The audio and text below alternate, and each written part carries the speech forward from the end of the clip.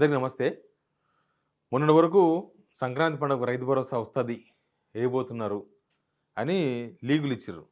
ఇప్పుడు లీకులేందంటే ఇప్పుడేం లేదు. రైతు భరోసాకు పైసలు అడ్జస్ట్ కాలేదు.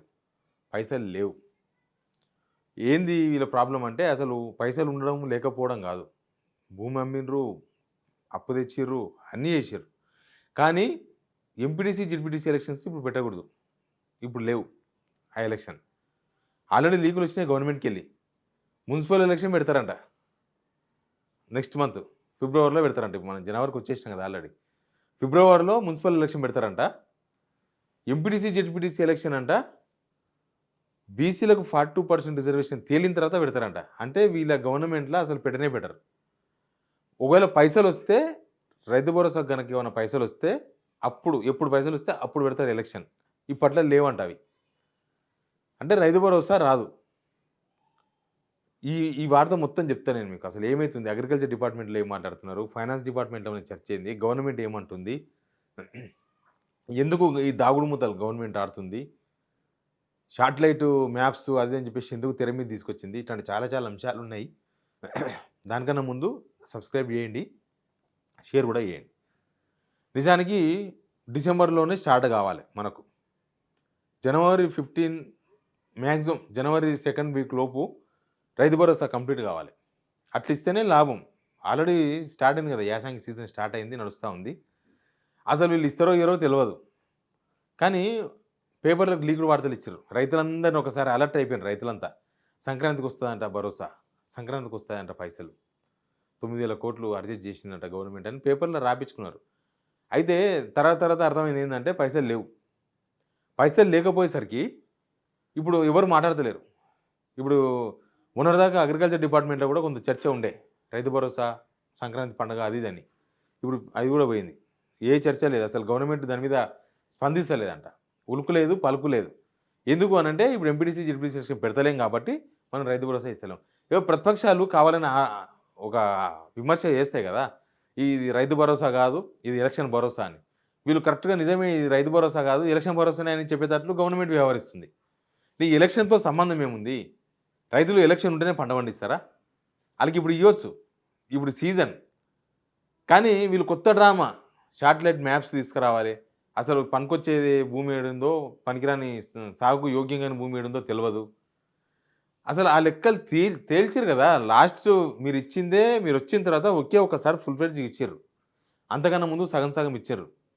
మొన్న ఫుల్ ఫ్లెడ్జ్ ఇచ్చినప్పుడే మీరు అన్ని లెక్కలు తేల్చిర్రు కదా! మొత్తం 9,000 కోట్ల రూపాయలు రైతు భరోసా ఇయ్యాలి అందరికిస్తే.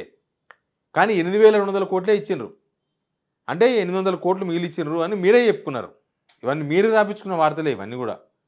అంటే ఆల్రెడీ లెక్క తేల్చేసినాం. మేము గుట్టలకు, పుట్టలకు ఇస్తలేము. ఇంక మేము ఓన్లీ సాగు యోగ్యమైన భూమికి మాత్రమే ఇస్తున్నామని ఇచ్చిండ్రు. మళ్ళీ ఇప్పుడు శాటిలైట్ మ్యాప్స్ ఎందుకంటున్నారంటే అది ఇయ్యకూడదని. రైతులతో కూడా గేమ్స్ ఆడుతుంది గవర్నమెంట్. రైతులతో కూడా గేమ్స్.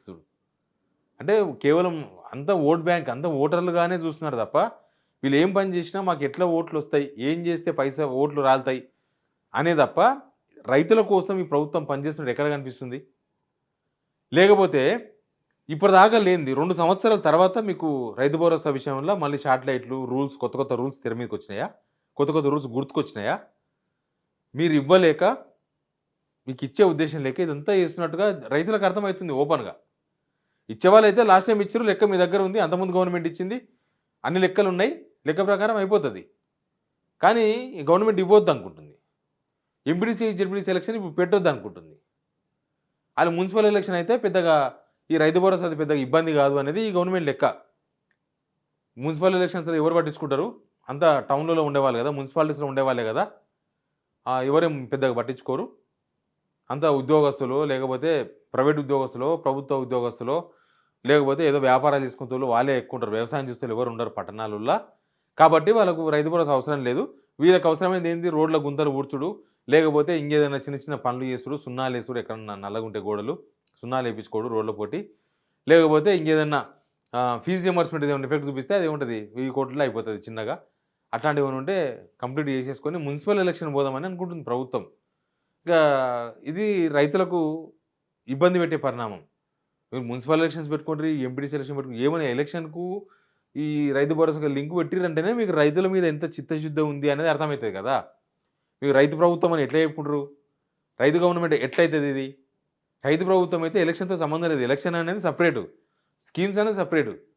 ఇక మేము ఎలక్షన్ వస్తేనే రోడ్లేస్తాం, ఎలక్షన్ వస్తేనే స్కీమ్ ఇస్తాం, ఎలక్షన్ వస్తేనే రైతు భరోసా వస్తది అంటే, ఎలక్షన్ వచ్చినప్పుడు రైతులు కూడా చెప్తారు.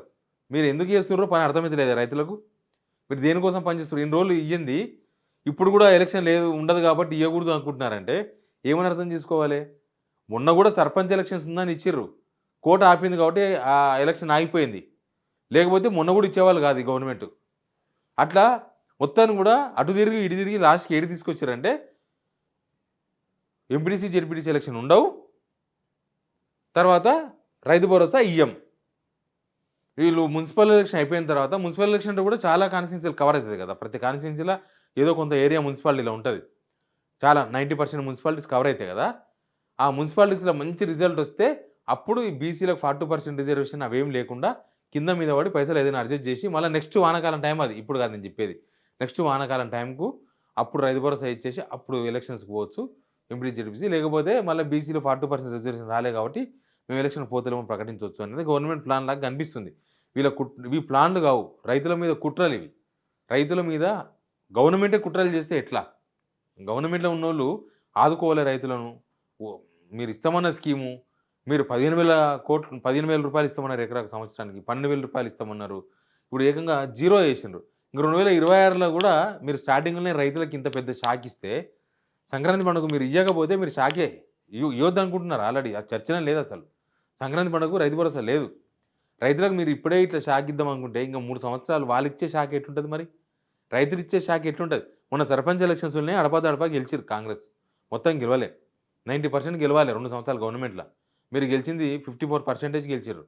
సర్పంచ్ ఎలక్షన్స్‌లోనే మీకు దెబ్బ పడ్డది. ఎట్లయిపోయిందంటే దెబ్బ పడ్డా సరే నొప్పి పడుతున్నా అబ్బా! నొప్పిలేస్తది అంటుర్రు.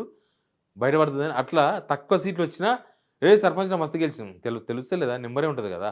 ఏం ఇప్పుడంతా ఇంటర్నెట్ యుగం. సోషల్ మీడియాలో మొత్తం తెలిసిపోతది. ఏ ఊర్లో ఎవరు గెలిచిండ్రు, ఏ మండలంలో ఎన్ని సీట్లు ఎవరు గెలిచిండ్రు అన్ని లెక్కలుంటాయి కదా! మనం చెప్పినా చెప్పకపోయినా రైతులకు అర్థమైతది.